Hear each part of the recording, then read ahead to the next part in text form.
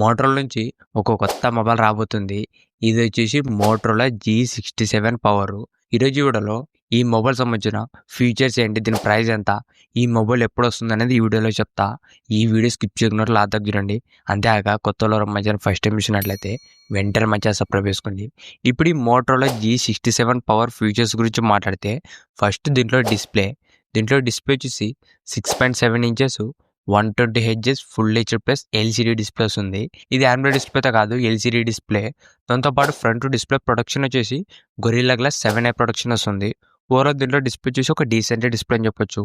Next దీంట్లో cameras గురించి మాట్లాడితే మెయిన్ కెమెరా వచ్చేసి 50 MP Sony LYT 600 sensor use చేసినారు.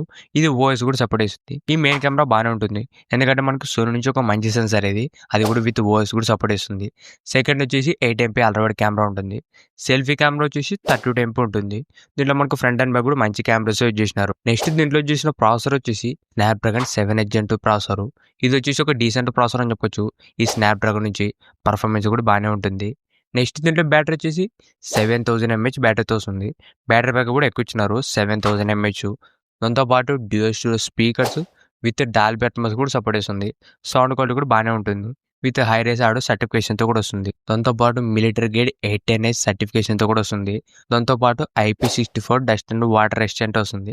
ఇవే మోటరోలా G67 పవర్ సంబంధించిన ఫీచర్స్. ఇప్పుడు ఈ మొబైల్ ప్రైస్ గురించి మాట్లాడితే ఇది మనకు 15,000 నుంచి 16,000 రూపాయల మధ్యలో రావచ్చు. ఈ మోటరోలా G67 పవర్.